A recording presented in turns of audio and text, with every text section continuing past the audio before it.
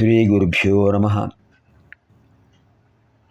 నమో దేవ్యై మహాదేవ్యై శివాయై సతతం నమః. నమః ప్రకృత్యై భద్రాయై నియతాః ప్రణతాస్మతాం. శృతిస్మృతిపురాణానాం ఆలయం కరుణాలయం. నమామి భగవత్పాదం శంకరం లోకశంకరం. అర్చనకాలే రూపగత, సంస్కృతికాలే శబ్దగత, చింతనకాలే ప్రాణగత, తత్వవిచారే సర్వగత. ఓం ఐం హ్రీం శ్రీం శ్రీమాత్రే నమః. ఓం ఐం హ్రీం శ్రీం శ్రీమాత్రే నమః. ఓం ఐం హ్రీం శ్రీం శ్రీమాత్రే నమః. ఓం ఐం హ్రీం శ్రీం శ్రీమాత్రే నమః. ఓం ఐం హ్రీం శ్రీం శ్రీమాత్రే నమః. ఓం ఐం హ్రీం శ్రీం శ్రీమాత్రే నమః. ఓం ఐం హ్రీం శ్రీం శ్రీమాత్రే నమః. ఓం ఐం హ్రీం శ్రీం శ్రీమాత్రే నమః. ఓం ఐం హ్రీం శ్రీం శ్రీమాత్రే నమః. ఓం ఐం హ్రీం శ్రీం శ్రీమాత్రే నమః. ఓం ఐం హ్రీం శ్రీం శ్రీమాత్రే నమః. కామరాజకోటంలో హ్రీంకార మంత్రాలను మనం అధ్యయనం చేస్తున్నాం. ఇప్పుడు మనకు 39వ శ్లోకంలో 4 మంత్రాలు అయిన తర్వాత 40వ శ్లోకంలో 4 మంత్రాలు కనిపిస్తున్నాయి. అంటే 8 మంత్రాలు పూర్తయ్యాయి. ఇప్పుడు 9వ మంత్రం నుంచి ప్రారంభం. హ్రీంకార కందాంకురిక హ్రీంకారైకపరాయణ హ్రీంకార దీర్ఘిక హంసి హ్రీంకారోద్యాన కేకిని. హ్రీంకార కందాంకురిక హ్రీంకారైకపరాయణ హ్రీంకార దీర్ఘిక హంసి హ్రీంకారోద్యాన కేకిని. హ్రీంకార కందాంకురిక ప్రథమం, హ్రీంకారైకపరాయణ ద్వితీయం, హ్రీంకార దీర్ఘికా హంసి తృతీయం, హ్రీంకారోద్యాన కేకిని చతుర్థం. చతుష్పది అయం శ్లోక. హ్రీంకార కుందాంకురిక శంకరుల వారు ఏం చెప్పారు తెలుసుకుందాం. హ్రీంకార ఏవ కందం దృఢతర బీజభావ తస్య అంకురిక ఆదిప్రసవ నూతనాభి వ్యక్తిరిత్యర్థః. యథా లోకే అంకురాదికం కందాదినిష్ట ఉత్పాదకశక్తిం అనుభూయైవ స్వయం స్కంధశాఖాపత్రపుష్పఫలాది ఆత్మన యథా వివర్తమానం తత్సామర్థ్య ప్రకటనకారణం భవతి తథా హ్రీంకారస్య వేదైకదేశత్వేన ఇతర ప్రమాణాన్ అనపేక్షతయా స్వవాచ్యార్థ జ్ఞాపకేన స్వతః ప్రామాణ్యే స్థితేపి తజ్జన్య జ్ఞాన విషయ తావత్ క్షేదకధర్మరూప నానాప్రకార జగత్పరిణామహేతుత్వ సాధక అఘటిత ఘటనాపటీయసి మాయోపాధికత్వేన తదర్థద్వయరూపా సతీ. హ్రీంకారం అనేది కందం. కందం అంటే ఏంటి? దుంప లేనిది అంకురం రాదు. దృఢతరమైన బీజం. మామూలుగా వేరు భూమిలో ఒక మొక్కకు ఉంటుంది, మొక్క యొక్క వేరు భూమిలో ఉంటుంది. అది అంత దృఢతరంగా లేకపోయినా దానికంటే కింద ఉంటుంది మూలస్థానం, అక్కడ కంద ఉంటుంది, దుంప.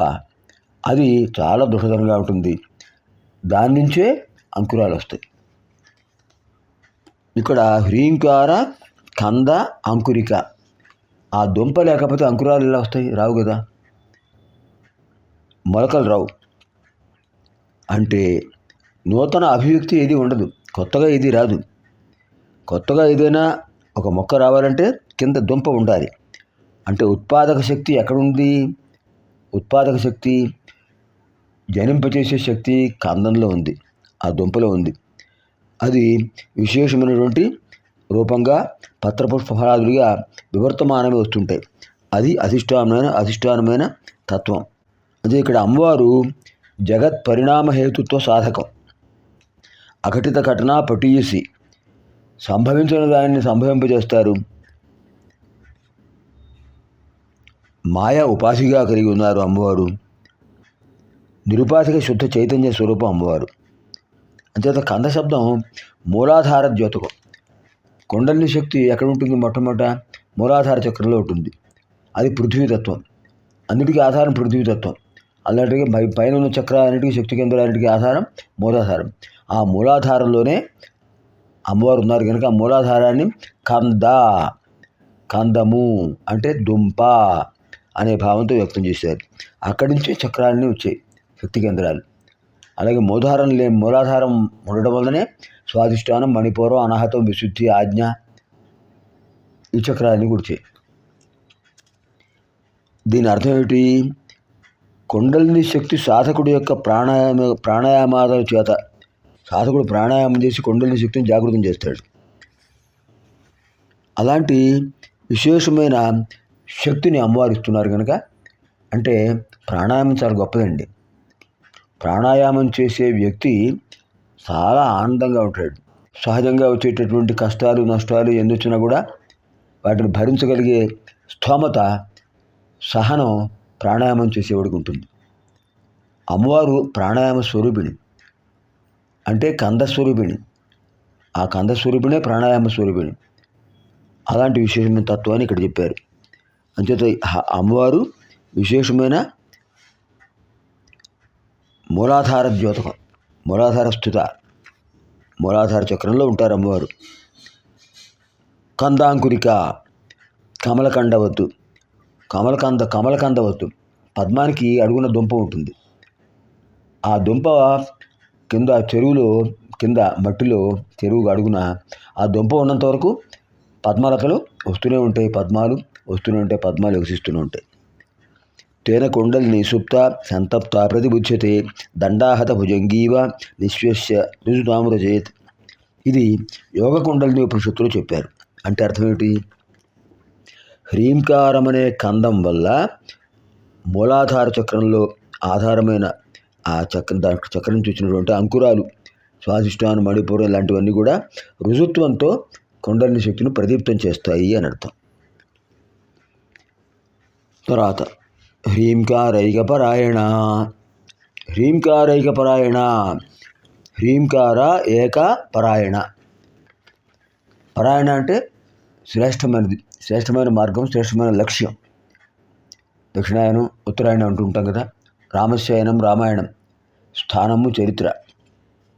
హ్రీంకారమే ఏకపరాయణ. హ్రీంకారమే అమ్మవారి యొక్క ఉనికిని చెప్పేటటువంటి, అమ్మవారి యొక్క నివాసం అయినటువంటి అద్భుతమైన బీజాక్షరం. అంచేత హ్రీంకార ఏకపరాయణ. హ్రీంకారమే ఒకే ఒక్క స్థానం కలిగిన అమ్మవారు కనుక హ్రీంకారమే ముఖ్యం. ధర్మార్థ కామ్య మోక్షాలకు సాధకం హ్రీంకారం. అంచేతనే హ్రీంకారేక పరాయణ అని చెప్పారు. హ్రీం అనే బీజాక్షరాన్ని ధ్యానిస్తే చతుర్విధ ఫలపురుషార్థాలు లభిస్తాయి అని ఈ మంత్రం వల్ల మనకు తెలుస్తుంది. అది ఈ మంత్రం యొక్క సందేశం, విశేషమైన సందేశం. ఇంకా హ్రీంకార దీర్ఘిక హంసి, హ్రీంకార దీర్ఘిక హంసి.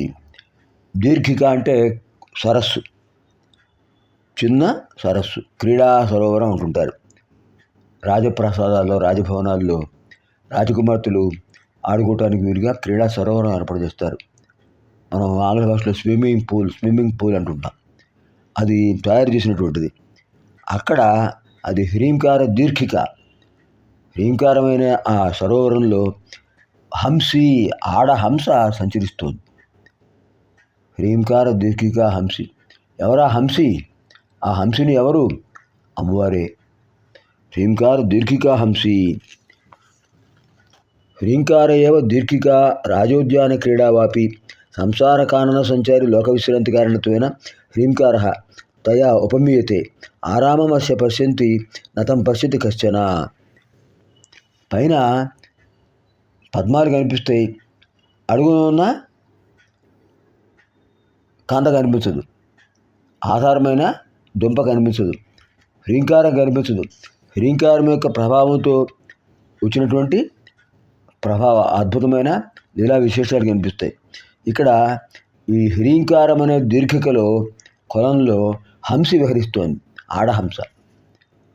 హంస అంటే పుంలింగం, హంసి అంటే స్త్రీలింగం. అమ్మవారు స్త్రీ స్వరూపుడు కనుక ఇక్కడ హంసి అనే పదం ప్రయోగించారు వ్యాసుల వారు. హ్రీంకారం అనేటటువంటి కోనేటిలో సంచరిస్తున్నటువంటి స్త్రీ హంసిని. ఆ అమ్మవారు ఆ రూపంలో అక్కడ ఉండటం వల్లనే స్వర్ణ కమలాలు ఉద్భవిస్తున్నాయి. స్వర్ణ కమలాలు, బంగారు పద్మాలు ఉద్భవిస్తున్నాయి, వికసిస్తున్నాయి. దానికి కారణం అమ్మవారే. అంతేనా అమ్మవారిని హ్రీంకార దీర్ఘికా హంసి అన్నారు. కామరూపిణి ఒకేసారి అనేక రూపాల్లో కనిపిస్తుంటుంది, అనేక రూపాల్లో ఉంటుంటారు. ఇంకా చివరి మంత్రం ఏంటి ఇందులో? హ్రీంకారోద్యాన కేకిని, హ్రీంకార ఉద్యాన కేకిని, హ్రీంకార ఉద్యాన కేకిని. హ్రీంకారం అనేది ఒక ఉద్యానవనం అయితే అందులో ఒక కేకిని ఉంది. కేకిని, కేక అంటే నెమలి, సంస్కృతంలో కేకహ అంటే నెమలి, కేకిని అంటే ఆడనెమలి. ఆడనెమలి ఉందిట, అది క్రేంకారం చేస్తోంది. ఆడనెమలి ధ్వని మాధుర్యం అంత బాగుంది. అద్భుతమైన హ్రీంకార రూప దేవతా ధ్వని. అంటే హ్రీంకారము అమ్మవారి యొక్క విశేషమైన నాదము. అమ్మవారికి హ్రీంకార నాదానికి మధ్య భేదం లేదు, అభేదత్వం ఉంది.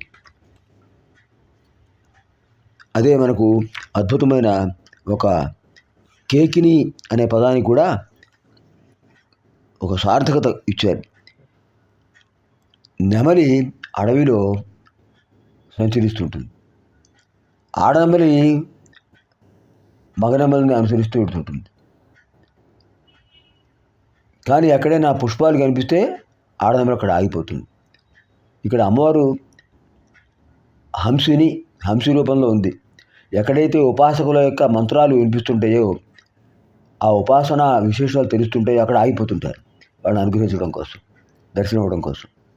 అలాంటి మంత్రాలు హ్రీంకార ఉద్యాన కేకిని. హ్రీంకారం అనే ఉద్యానవనంలో సాధన చేస్తున్నటువంటి ఉపాసకులకు అమ్మవారు కేకిని రూపంలో క్రేంకారాలు వినిపించి అనుగ్రహిస్తున్నారని ఈ మంత్రాలకు అర్థం. ఓం ఐం హ్రీం శ్రీం హ్రీంకార కందాంకురికాయై నమో నమః. ఓం ఐం హ్రీం శ్రీం హ్రీంకారైకపరాయణాయై నమో నమః.